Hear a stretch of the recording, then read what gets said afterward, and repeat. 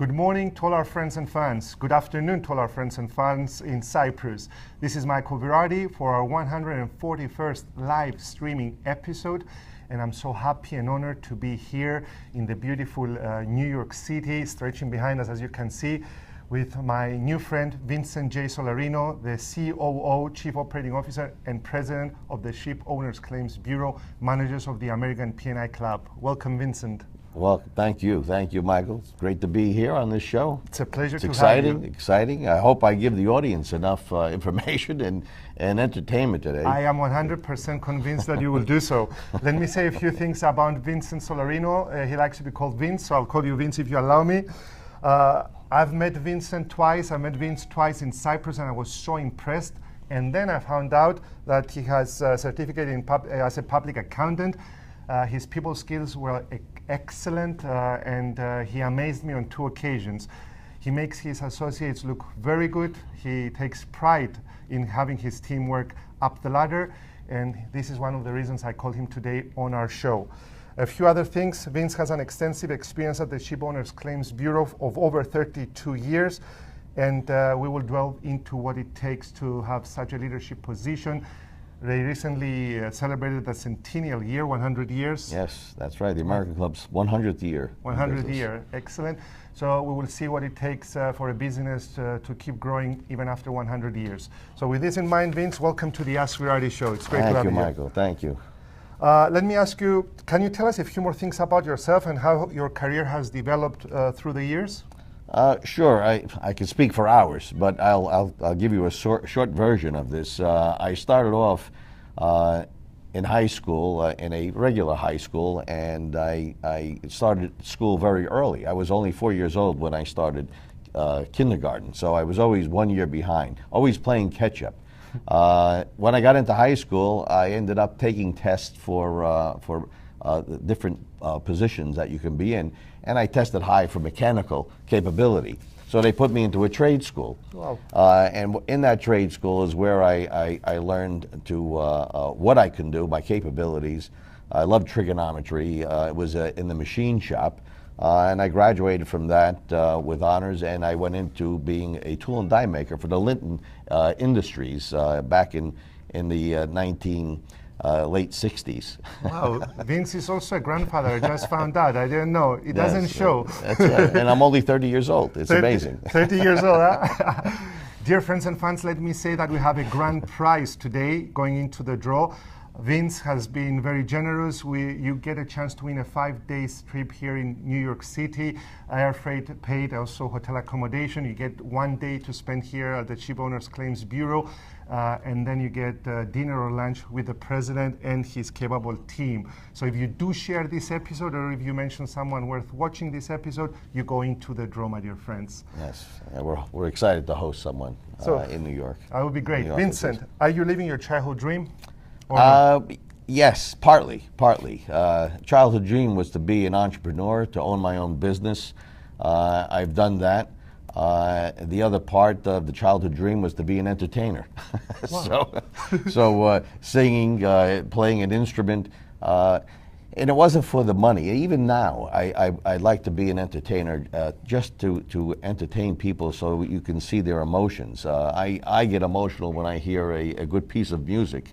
Or a fantastic singer, and that's the kind of emotions that I'd like to instill in other people. What so kind of music? What kind of music do you like? Who's your favorite? Well, Frank Sinatra is. I was sure about that. It's one of my favorites. Italian descent. Yes. And my friend Dorothea Ioannou told me that you have a fantastic voice. Is that true? She just likes me. She just likes you. I do okay. Excellent. You have started at your current organization at the lower ranks as a controller and move up the hierarchical ladder, managing to become the CEO, Chief Operating Officer, and President, and also gain a seat on the Board of Directors. Can you talk us through your journey, please? Sure. Well, it doesn't come instantly. You have to work at these things, and I got a lot of training when I worked for the Hertz Corporation. I worked there for about 5 years, and I wasn't afraid to take on new challenges. I started as a staff accountant. Previously, I was a public accountant. in a couple of local firms, and then I moved to New York City, the big city, and was employed by the Hertz Corporation as a staff accountant. A project came along where the Hertz Corporation, the truck division, wanted to systemize their accounting procedures, the billing systems nationwide, and they gave one of the supervisors that I reported to an opportunity to take on that project. He felt comfortable where he was and didn't want to take the challenge, but I did. I had initiative and I had a desire to do more. I was always inventive, so nothing that I had done during that time I just left to a normal procedure. I wanted to improve it.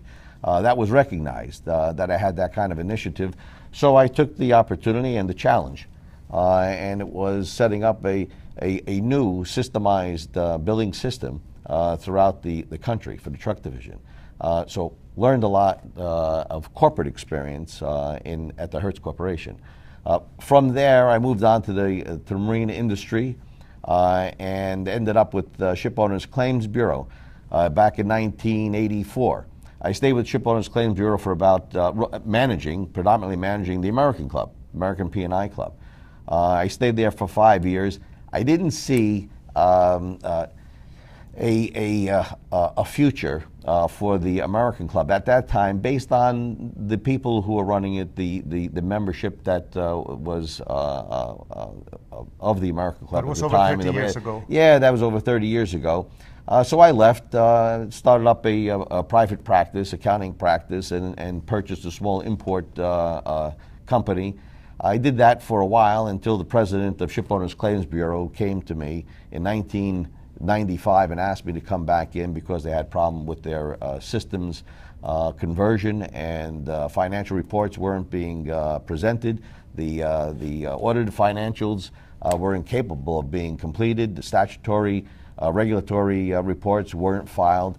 So I came in, I straightened that out, and during that time, my now partner, Joe Hughes, was employed by the American Club to get us into the international group of P&I clubs. It's made up of 13 P&I clubs. The International Group of P&I Clubs, Protection and Indemnity is what that stands for. We together, insure over 90% of the world's fleet. So it's a significant collective of insurance operators, and it's mostly a service-oriented insurance. So we had the task of getting the American Club built up and entered into the international group as a what they call full pooling member, which was critical to the survival of the American Club. We did that, we accomplished that, and as a result of that,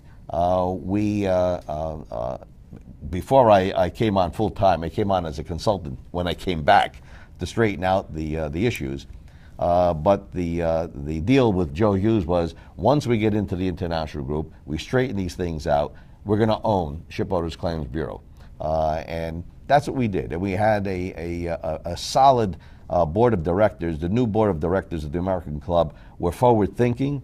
They saw what we had accomplished. They encouraged us to move forward and supported the process. And as a result, we owned SCB effective January 1st, 2002.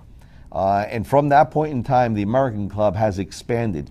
We removed the yoke of another parent company. I won't mention a major broker who owned us at the time, and they were restrictive in terms of expanding our staff. But running the American Club or any P&I club requires great service and a team of experts. Claims experts, underwriting experts, accounting experts, and loss and safety prevention experts. So we were able to build a new company, and from that, the American Club has been successful, and Shipowners Claims Bureau has been successful. Unbelievable. You just answered my fourth question. So I'll go partly into the question. What are the leadership traits that are required for success? There are many. You have to start off learning everything you can about the business that you're in.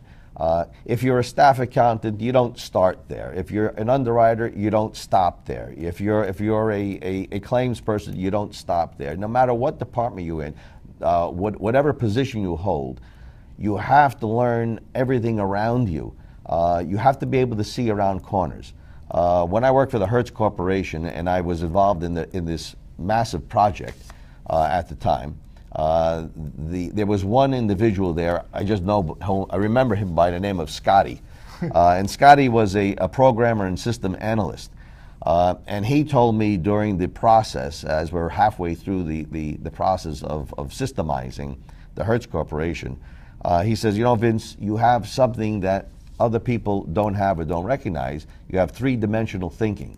Now, many of us have three-dimensional thinking. I think everyone has the capability of three-dimensional thinking. It's a matter of some people need to be educated about it and taught. You can't just look at what's on paper. You can't look in two dimensions, what's written down in front of you. You have to look around the corners, underneath, excellent, on top. So in order to do that, you have to know everything that surrounds you. So if you're in one department, you have to know how all the other departments are interacting. Then you can formulate ideas, make suggestions, and come up with solutions. There is never a problem that cannot be solved with a solution. It's just a matter of time and ingenuity. Unbelievable. If you play this once again, then you don't need me for tomorrow's workshop, I think. That's exactly what I was about to say. Vince, what makes your organization and your people so unique? Well, running a P&I club, first of all, we're the only protection and indemnity, and that covers you for third-party damage, ship owners for third-party damage. You need an expert team of attorneys that know admiralty law. We have them. You have to have underwriters that understand the maritime industry, understand the market. So you need experts around you. I'm only as good as the people I surround myself with, and I've surrounded myself with a lot of talent, and that talent is still learning. Any management team needs to learn more. That's why I invited you here to speak with them. Thank you. Because they sometimes get stuck looking within their own little forest and don't see the bigger picture. So you're going to drag them out of the woods they can see the entire forest. So that's my task for tomorrow. Vince, will you allow me to read some of the comments coming in? Certainly.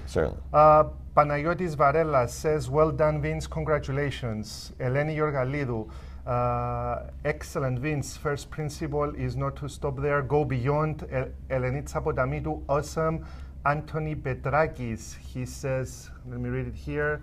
Anthony Petrakis, always great following your interviews. Michael, keep going, inspiring us. Elena Konstantinidis, well done, congratulations. Maria Evrebidis, congratulations, great interview. Hello from Paralimni, Cyprus. Have you been to Paralimni or not yet? Only in Limassol. Limassol. We have inspiring, and it still goes on. Many comments. Thank you all. Thank you. People are showing their love to you. I wish I had 2 hours here. We'll have to do a follow-up. We do a follow-up, either in Cyprus or in New York. Absolutely. Guys, just know that it's a lucky winner. If you share this episode, a lucky winner wins a trip for 5 days here in New York at your offices here, spending a day with Vince, and you'll really enjoy it, and also lunch or dinner together with the president of the Shipowners Claims Bureau. Next question. Where do you stand on the work-life balance, Vince? Work-life balance. There's a lot of sacrifice. Don't let anybody kid you. The higher you go, the more responsibilities you have. You do have to try to balance your life.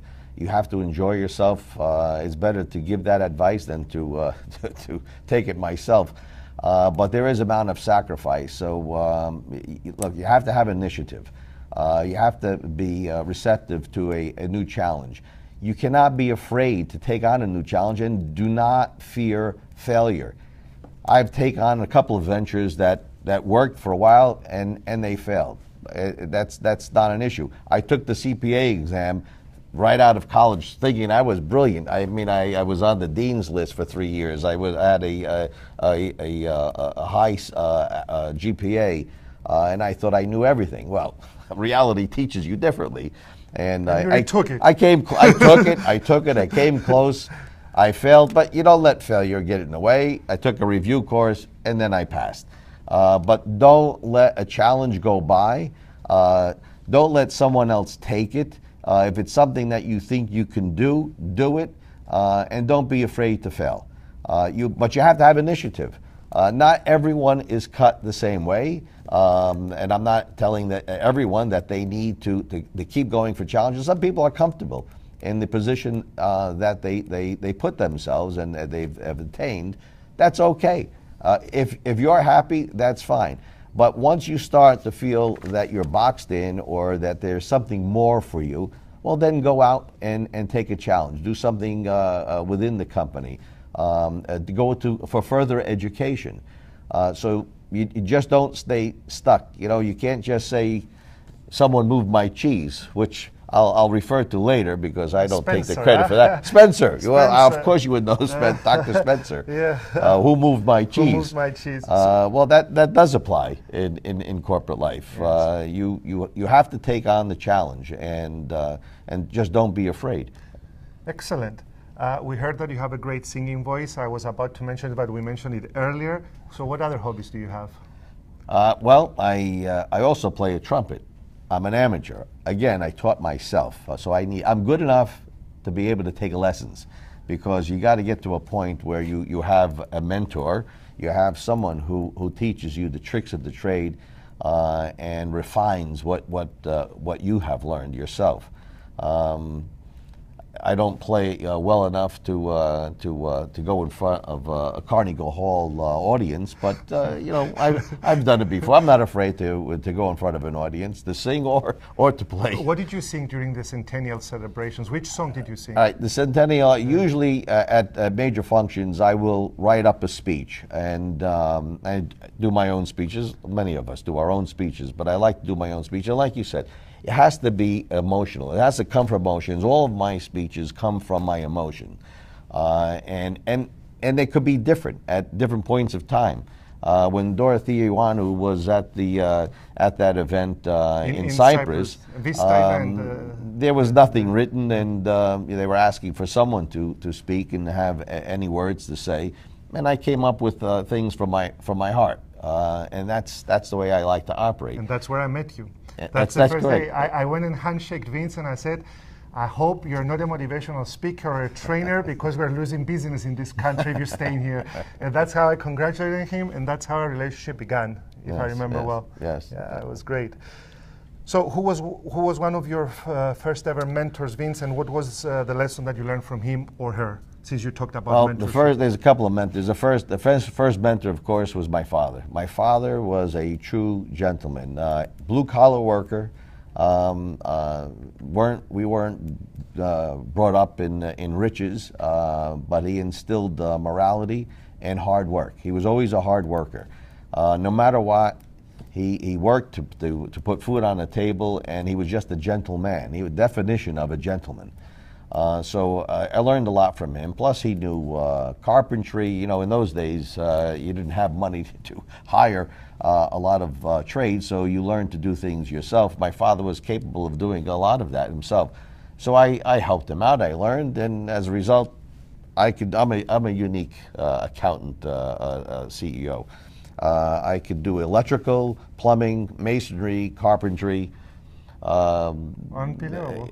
I'm not afraid to take on those challenges also. And it's a hobby. Hotel room if you want to join. But it's a hobby. That's a release, though. When you're working and building something, that's continuing to build. I like building something. I like building companies. I like building teams.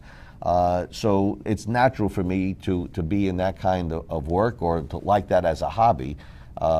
And it settles my mind too, and I'm able to think while I'm working on those kind of projects. It's different from what I do here, but it's a departure. It's like you said, 3D, that's right. Multi-talented, multifunctional. It works. It helps. It does. It helps. It does help. Excellent. So, one question before last. Please name a book that has positively influenced your professional or personal career, Vince. Well, I mentioned Who Moved My Cheese. I read that book a while ago. I had some of those feelings before I read the book, but when you read the book, it tells you that if you're not challenged, or if you feel like you're too complacent and you're not going anywhere, get up and move forward. You take the steps forward. I never took a job that I asked for the pay before I did the job. I did the job, whatever a job was. It doesn't matter what it was. I've run companies. I'm running this company. I'll do any job, and I've done every job in this company. You can't be afraid to do any job. And don't ask for the money. I mean, first the initiative comes in, the drive comes next, the money comes later. People will recognize your capabilities. They may not recognize it right away. They may not recognize it where you're working. But eventually, people will recognize your capabilities, and you will benefit from it. Inside, you're going to benefit from it because you know you're doing the right thing for yourself, and then you will enjoy the benefits of success, financial success also. I always believed in working hard first and getting paid for it next, and that's why I took whatever challenge came my way before I asked, how much am I getting paid? Unbelievable. Love it. I love that one. Last but not least, a final message from Vincent J. Solarino to the Michael Virardi fans and friends who are watching this live or who will watch it later on. Well, you have to have a natural drive. You have to have initiative. And you have to have patience. The further up the ladder you go, the more patience you have to have, and you have to have empathy also for others. You have to be kind. People recognize that. To be a leader, you have to have those qualities. Some leaders could be ruthless, and they could lead by dictate. I like to lead by allowing people to recognize their own talents or failures and help them move along the process. If they do that, then they can climb up the ladder. So don't be discouraged. Don't expect to move up the ladder just because you think you should be moving up the ladder. You have to convince other people that you're worthy. And if you're not, then you need to find a new pile of cheese and start looking for another solution for you.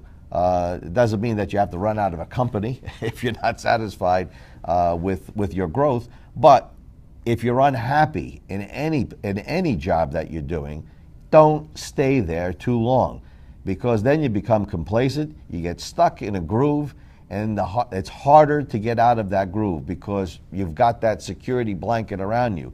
You're going to be miserable. You're going to say, I should have done something earlier. Well, it's never too late. So get up and accept the challenges and keep moving forward.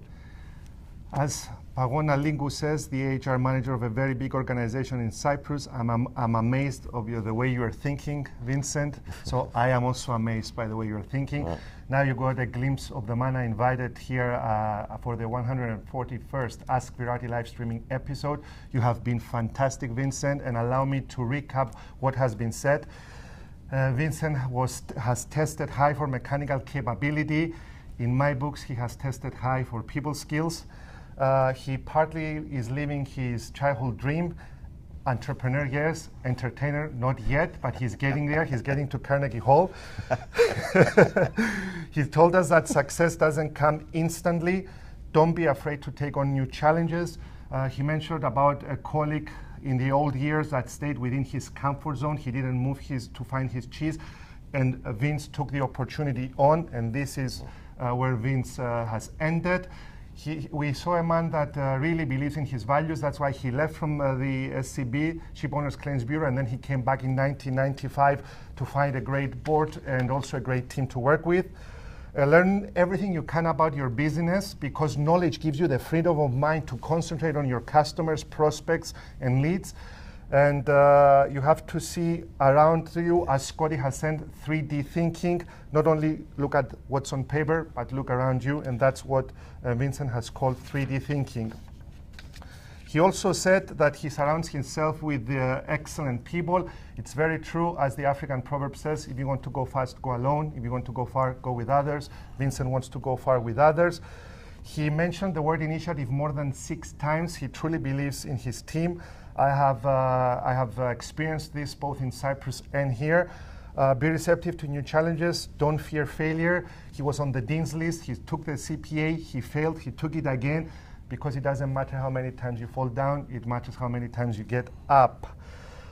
He said that you should be good enough, and if you're good enough, take lessons, find mentors, and you'll find your way. He talked about morality and about hard working, which he learned from a gentleman, which happened to be his father. Who Moved His Cheese was his favorite book ever, because you shouldn't stay still. You should move out and find your cheese. Do the job and then ask for the money. Thank God I didn't ask for any money before I completed my workshop. He said, initiative, drive, and then the money will come on later. If somebody doesn't recognize you, as my late father has said and as Vince has said just now, they will recognize you eventually, so keep on doing the work. And to close, he said, natural drive, initiative, be patient, have empathy for others, be kind versus be ruthless. Vince is very kind by allowing his people to recognize their talents and their mistakes in the process. Last but not least, don't be discouraged. Thank you very much, Vincent, for a great episode. You have been fantastic. It's a pleasure. Next time I'll sing a song. Next time you sing.